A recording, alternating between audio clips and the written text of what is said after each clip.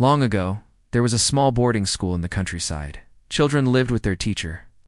They woke up early, tended the garden, carried firewood, cleaned the classrooms, and learned their lessons. Life was simple, but full of learning. Among the children was a boy named Eli. Eli was cheerful and kind, but he struggled with studies. Reading letters, understanding words, and remembering lessons felt impossible for him. No matter how hard he tried, nothing seemed to stick. The teacher noticed Eli's struggle and tried to help. "Eli, try this way," he would say patiently, showing the letter slowly. But Eli still got confused. Sometimes he would sigh in frustration and hide his face in his hands. Other children noticed and started teasing him. "So slow," they laughed. "You'll never learn anything." Eli felt ashamed. Every word felt like a stone on his chest. Some days he wanted to hide and never show his face again. Months passed. Eli watched as his friends moved on to the next class while he stayed behind. His heart felt heavy and he wondered if he would ever be able to learn. One evening, the teacher called Eli aside. "Eli," he said gently, "I have tried everything I can. Perhaps learning is not your strength. Maybe it's time to go home." Eli's heart sank. Maybe he's right, he thought. Slowly, with a heavy step, he left the school and walked toward his village, feeling defeated. Tears pricked his eyes. On the way, he stopped by the village well. He noticed deep marks on the stones around.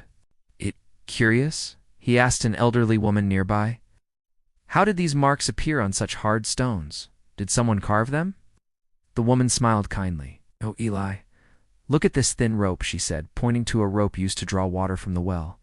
Every day it rubbed against the stone. Slowly over time it made these deep marks. The stone didn't give up, and neither did the rope.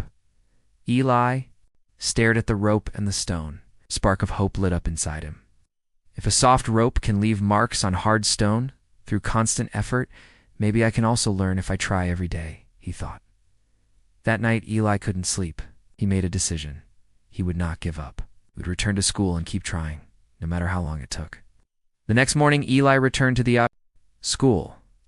He woke up earlier than anyone else, sat with the teacher, and studied with all his heart. Sometimes he made mistakes. Sometimes he forgot the letters, but he asked, practiced, and tried again. Days turned into weeks. Every morning, Eli carried firewood, tended the garden, and then sat by the teacher for lessons. He asked questions, wrote carefully, and repeated lessons. Over and over. Slowly, small pieces started to make sense. He could read a word, then a sentence, then a short story. His classmates watched in surprise. The boy, who was once slow and clumsy, was now persistent and focused. Some of them tried to help him, and others began to admire his determination. Months passed. Then years Eli's hard work began to show results. He could read and write well, remember lessons, and solve difficult problems. The boy who was once laughed at became confident and respected. Eventually, Eli grew into a wise and knowledgeable young man. He wrote important books and shared his learning with others. People came from far and wide to read his work and seek his guidance. Eli never forgot the lesson of the rope and the stone. It taught him that consistent effort, patience, and determination can overcome even the hardest obstacles. Moral of the story? Nothing is impossible with practice. No matter how difficult something seems, if you keep trying every day, you will succeed. Even the smallest effort repeated consistently can make a lasting